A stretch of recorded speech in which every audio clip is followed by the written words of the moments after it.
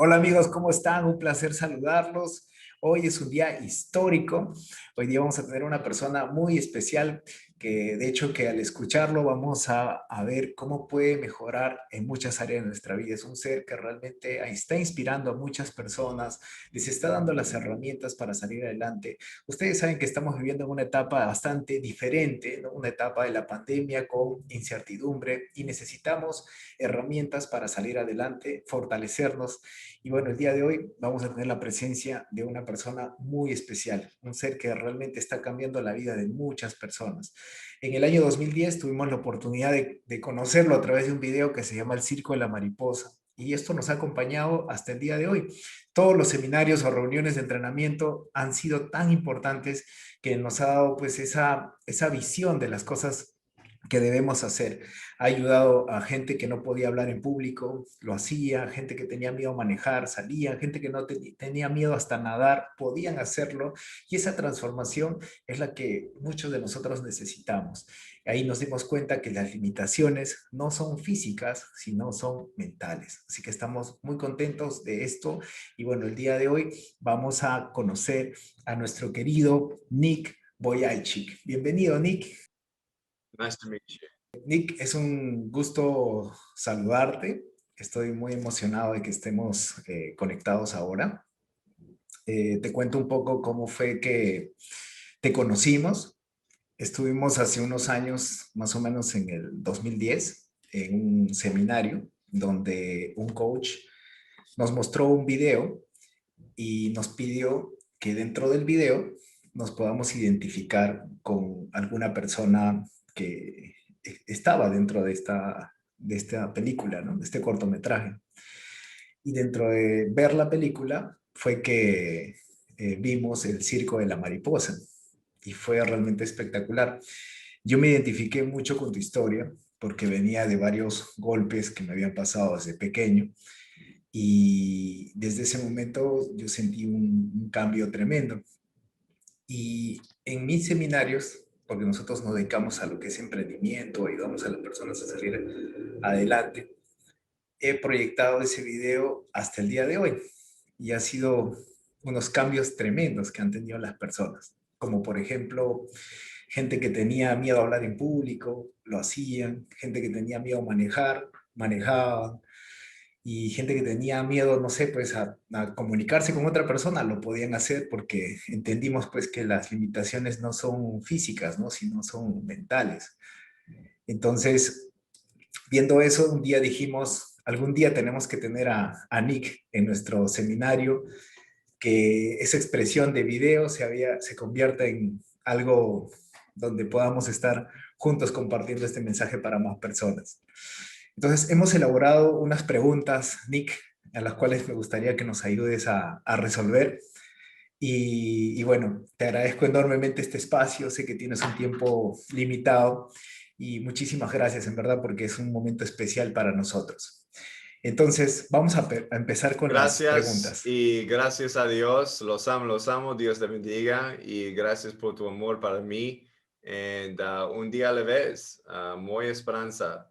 There's a lot of hope, a lot of inspiration from just what you've said. So thank you for encouraging me. Gracias, Nick. Gracias. Gracias, Nick. Gracias, Nick. Entonces, dentro de las preguntas que tengo, la primera es, yo sé que has pasado muchas experiencias cuando eras un niño, ¿no? Pero nos gustaría en este momento saber qué es lo primero que se te viene a la mente, ¿no? De cuando eras niño. ¿Qué recuerdo tienes de esa etapa que sientas que a nosotros nos puede ayudar a seguir fortaleciéndonos como personas?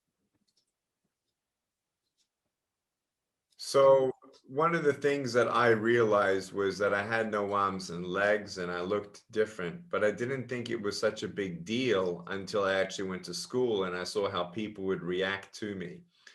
My mom and dad always loved me, encouraged me, and let me know that I'm their boy and that God has a plan for me. And so they are someone who were my heroes for my childhood. But you know, I had a lot of great memories as well. Went fishing and caught my first fish at age 6.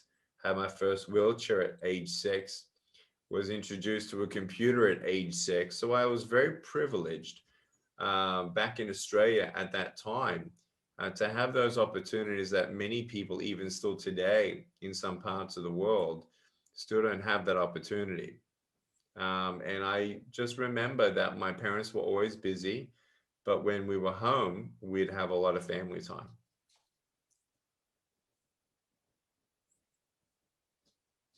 Wow. Muchísimas gracias, Nick.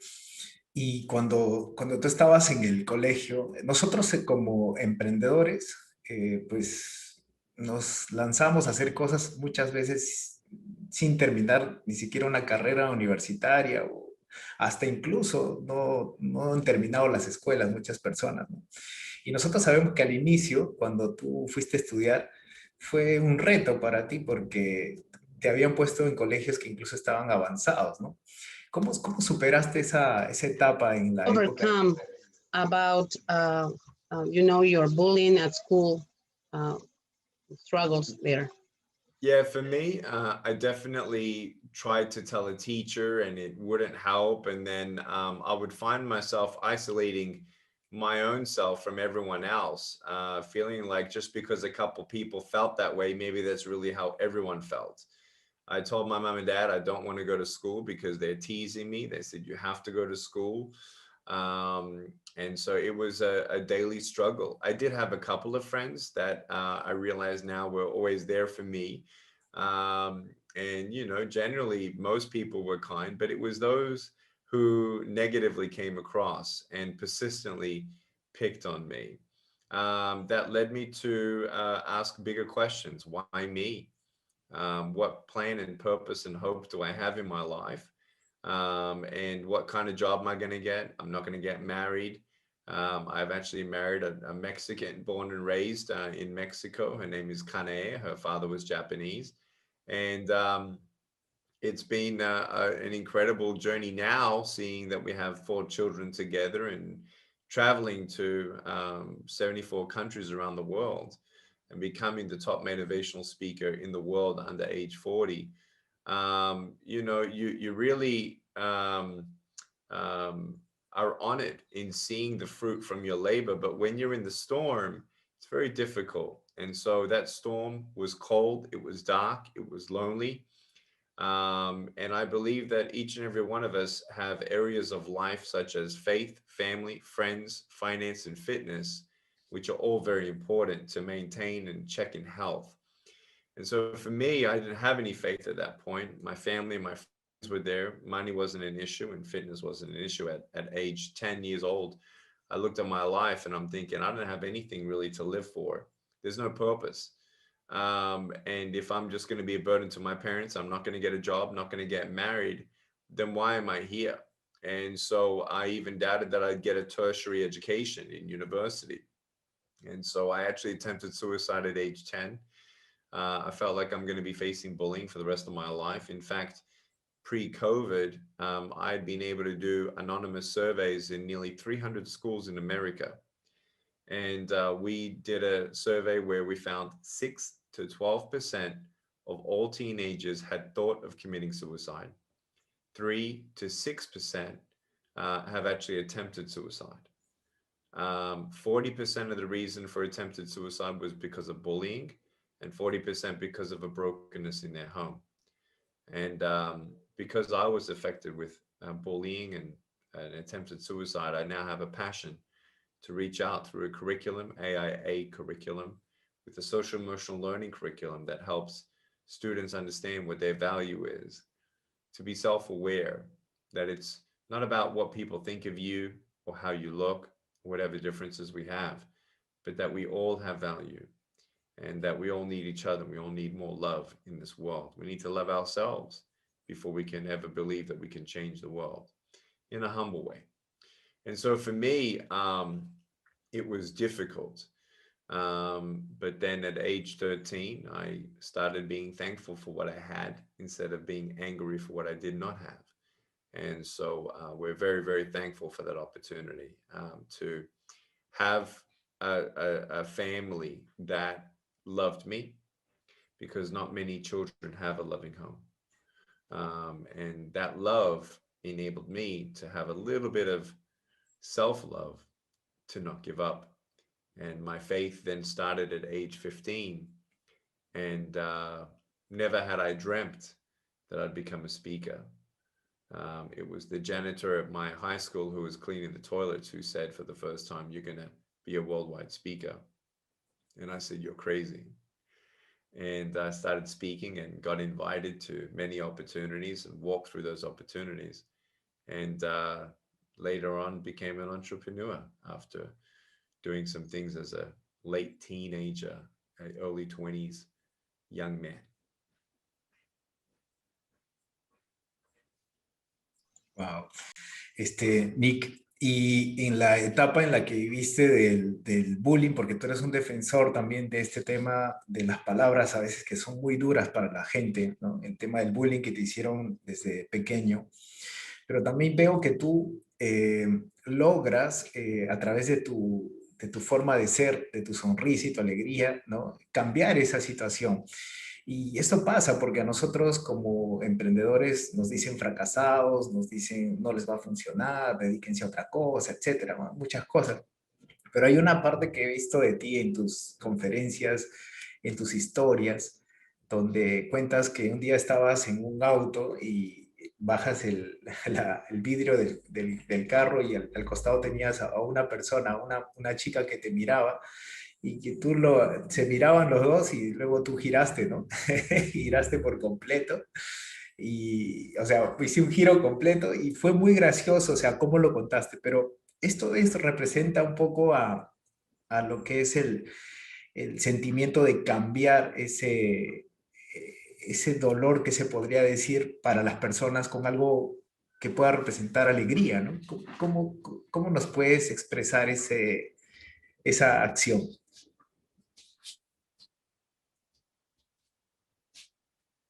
Yeah, look, first of all, we all have discouraging people around us. And, you know, when you start something, it's not about what people think of it. It's not even if they believe in you or not. It's you embracing what that goal is and that dream is, and trying and understanding that failure is part of the journey.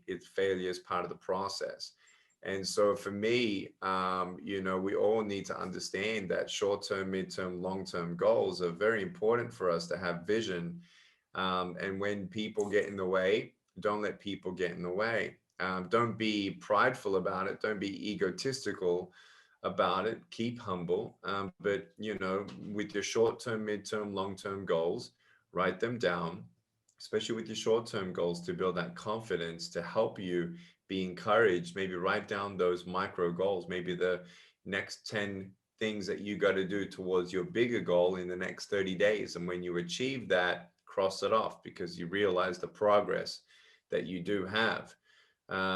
You know, there are times where you need to wait for those dreams to come true, where you actually have more time to invest in it. But if you have extra time, don't waste that time and go for it. If you're married, make sure that your spouse is on board with you, or else that's going to be detrimental to your marriage. I started all my companies that still exist today before I got married. And then now together with my wife, we make decisions in sync. And so it's very important to always have those priorities. You know, read books, go to seminars, get educated. And for as long as your heart has that burning fire and the fire in the belly to keep on going, you keep on knocking on those doors. And every time you get a no, you're one no closer to a yes. I remember when I thought, you know, I'm going to be a speaker, I called 52 schools. And my own parents had no idea. What are you doing? I mean, in 2000 to 2002, the only motivational speakers that we knew of were from America. And so Australia was almost 10, 20 years behind America at that point. And no one ever believed that I could ever make a living, you know, out of speaking. But I needed to follow my heart, and with my faith, that was number one. I felt like God communicated to me and revealed to me that's what he wants me to do. And then if my family followed, great. You know, my brother, my sister, my mom and dad in particularly. My mom and dad said they wanted me to, you know, do a double degree in accounting and financial planning as a backup plan, just in case, you know, like a plan B. And so that's exactly what I did. So I went into options trading, stock trading as a teenager, bought my first investment property at age 19, graduated with a double major at 21, and then went into full-time speaking, which now has taken me to 74 countries around the world. And so, you know, trying to find that loving people who love you, but all they do is bring you down. But then also as well, you know, in culture, you know, sometimes we tease each other, we bring people down. It's not good. Any negative thing that comes out of your mouth is, guess what? Negative. It doesn't make the person stronger. Well, it's just culture. My dad teased me, so I'm going to tease you. No, you know, you must stop all the negative channels that's happening to really reach your full potential and help you understand the influence and legacy that you can have of people around you as well. Because more than an entrepreneur, you're a world changer. And it's not about what you achieve as much as who you change along the way. Money, drugs, sex, alcohol, pornography, fame, and fortune. If you put your happiness in temporary things, your happiness will be temporary. And so understanding that our greater purpose is to make a legacy and world change, to change a country by changing one person at a time.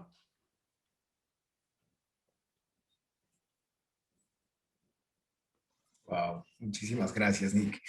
Nick, hemos pasado desde el año 2020, desde marzo, una etapa compleja a nivel mundial con este tema de la pandemia, ¿no? Que al final ha hecho que las personas tengan momentos dolorosos, un poco difíciles. Y nosotros acá, al menos en Perú, seguimos todavía con esa incertidumbre. Ya tenemos familiares que han pasado estas etapas difíciles con la pandemia, ¿no? ¿Qué consejos nos darías para superar esta incertidumbre que venimos viviendo? You know, when your faith is solid in the truth, it doesn't mean that you don't go through depression or anxiety or loneliness sometimes. I know I experienced some things that I needed to go through some counseling through for myself. And so I'm the motivational speaker that talks about hope and believing that everything's okay. And it's going to be okay, but it still doesn't mean that we don't suffer through those things. And so first thing that I tell everyone is make sure that you deal with your emotions, not just hide them or bottle them up or ignore them, because they are going to catch up to you someday, sometime.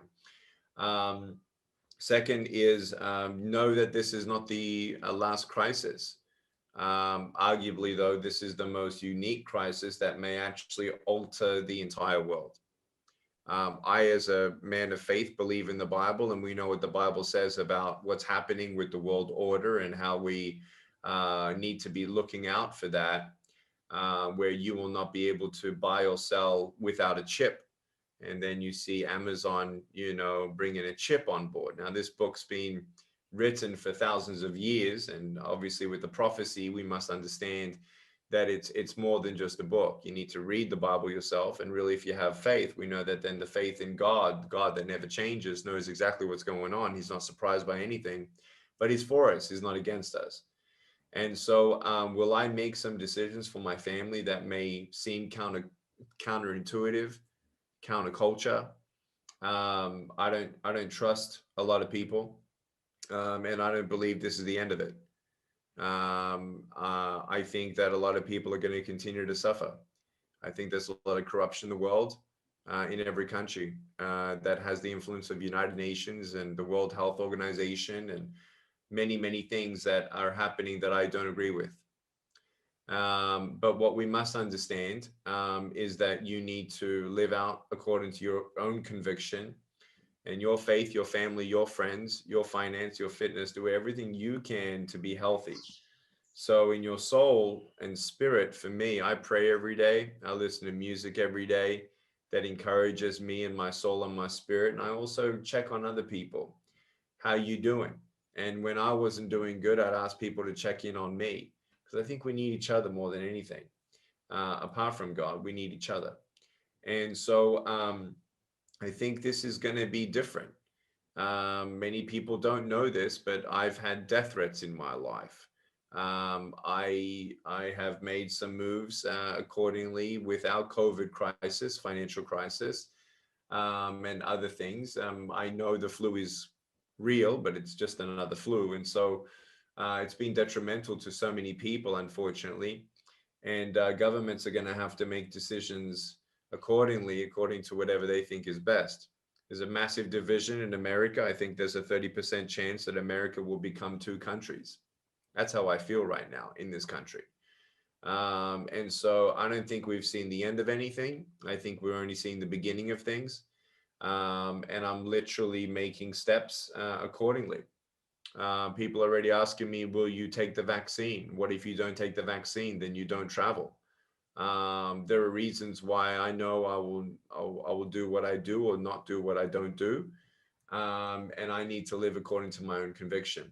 So I think this is the beginning.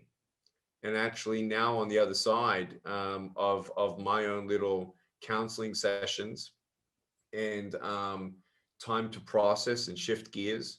People don't know this, but I've actually been kicked out of a bank. Wow. And the bank refuses to explain why they've kicked me out. So what does Nick Vujicic do? By the grace of God, we're going to start our own bank. I have seen grocery stores naked of food. And I told my wife 14 months ago that I will do everything in our power to not depend on grocery stores. I think there's going to be a reverse in culture. I actually believe that there will be some people that will not go into the blockchain currency, that will actually go back to Amish culture and exchange chickens and eggs and service and labor and tradesmen. I think that that needs to come back to that reality. I know this sounds very extreme, but that's exactly where I'm at. I'm going into farming. I'm starting our own bank, and we will not try to depend on the big techs. We will do everything we can to be self-sufficient. And so it's not to be a fear, but it's wise. It's discerning the times, and being okay with that. Money comes and goes. This is the second time I lost my company. Second time. And there are ups and downs, and I've learned lessons through it all. Now I get to fulfill my dream of reaching people through the internet, and I don't have to travel. I want to be at home. I want to be, I got a boat, and I'm on the boat yesterday, and I'm with my family at the ranch. And so that's kind of what's helped me through this crisis, is understand that there are some things in crisis that we realize that we would not have otherwise realized. Things that we were doing just because we were doing it, things that we never started just because we were too busy, and things that we were ignoring just because we were in rhythm.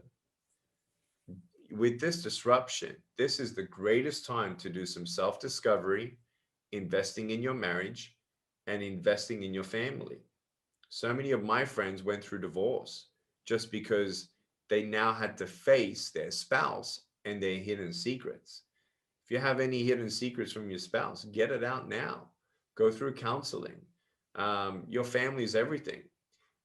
It's not okay to just culturally accept what everyone else is doing. That in itself is bullying your spouse, bullying your own family. If your own family don't know what honor and respect and generosity is, then how will we ever make our nation understand what that is? So it all begins with us. We are world changers by what we say, by what we do, by what we don't say, by what we don't do. And so we must become resilient in entrepreneurship and be okay to reset, be okay to let some dreams go. Because entrepreneur out there, your dream doesn't define your value as a human being. Wow. Muchas gracias, Nick. En verdad que es muy inspirador todas tus palabras y me siento muy, muy contento y quería pedirte algo adicional. Es un poco difícil, bueno, entendemos mucho lo que es la esperanza, pero es un reto saber cómo encontrar el propósito. ¿Cómo podemos, o qué nos sugieres encontrar, o cómo podemos ver ese propósito como tú lo has visto? Wonderful question. Look, for me, no matter how long you live, you eventually die. So my greatest purpose thread of hope is what happens after death. And I believe that Jesus died for me. He rose again, so I go to heaven. It's him who I pray to. And I know I'm not Catholic, but I love what Mother Teresa has done and said in her life as one of the greatest role models of humanitarianism that the world will ever see, with what she had and what she did with what she had. And so it's been an incredible journey of discovering what we all can do to make the world a better place. Me and my wife, we sponsored 10 children. We're starting 2 orphanages. The first one will be in Mexico. The second one will be in Serbia, which is where my parents were born. And we are very, very thankful that, you know, each and every one of us have time, treasure, or talent to give. And it's giving that really helps you to understand what your purpose is, whether it's visiting elderly, being with an orphan, helping a foster family continue to foster, you know, doing what you can, whether it's time, treasure, or talent, to be a part of it. I'm in charge of an international expansion of a startup company called Uncommon Giving. I'm the Chief Generosity Officer, where we are developing an army of people and a momentum and a movement like the world's never seen of a digital wallet that gives. We're all about now giving back. Even the bank that we're starting will give 50% of net profits away, or it'll be a forgiving bank. And so everything that Nick Vujicic is doing now moving forward will be giving money away and encouraging other people to also do the same. And so we're very excited about the startup. We're very excited about how big it's going to be. But really, it's just you finding in your own community, who can you help? Who can you clothe? Who can you help? Who can you let them know that they're not alone? Even with many of your friends being depressed or suicidal, you got to pick up the phone and see how they're doing. You might be saving a life. And I think it's important. I think it's really important to know how much you can really do in your greater purpose, and just find out how you can give.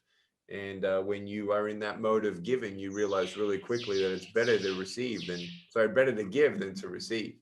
And that's definitely a law of life for sure.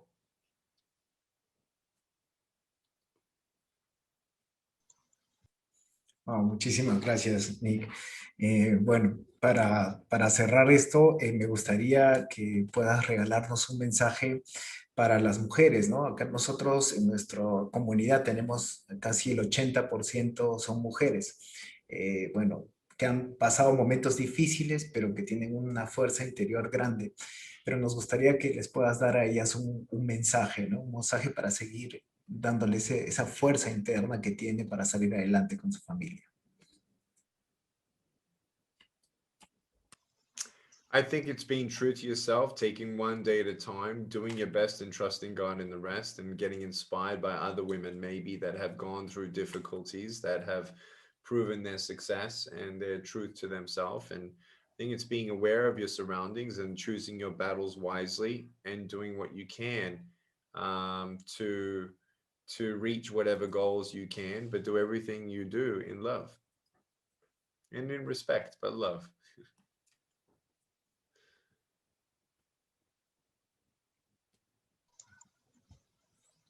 Gracias, Nick.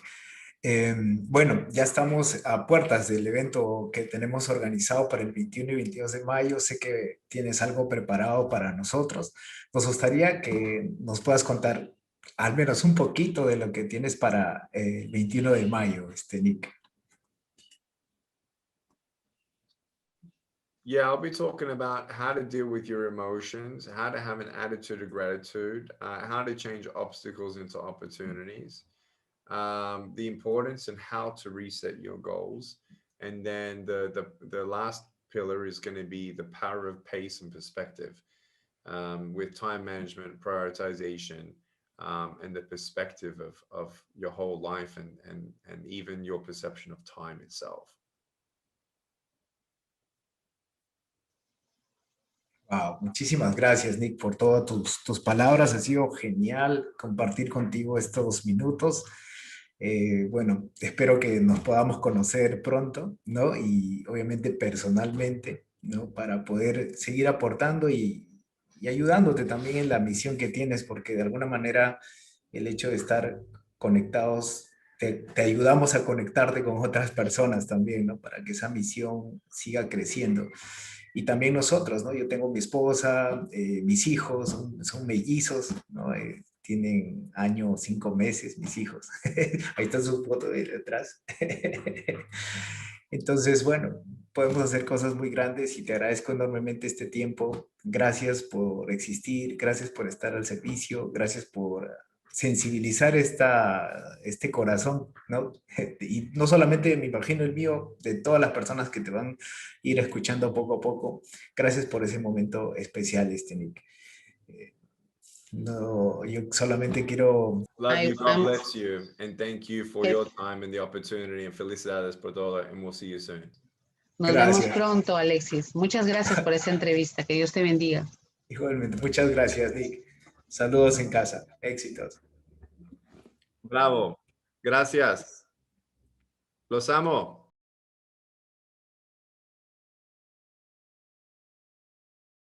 Love you. Thank you. Bye-bye.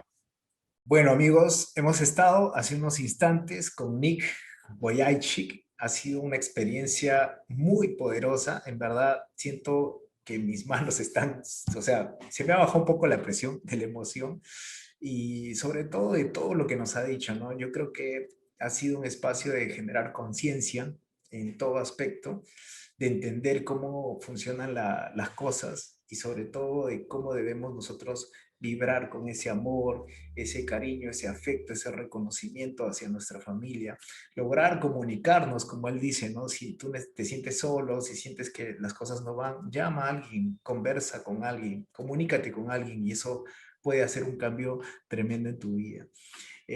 Ha dejado grandes mensajes de valor y yo le agradezco enormemente a Nick. Y amigos, les digo, este video que hemos tenido ahora o esta entrevista, repítanla todas las veces necesarias, porque creo que no solamente en una palabra vas a encontrar lo que buscas, ¿no? Sino que siempre vas a aprender cosas nuevas a través de toda esta experiencia que hemos vivido con Nick. Gracias por estar con nosotros y nos estamos viendo el 21 y 22 de mayo en nuestro evento Mastermind. Audio Jungle.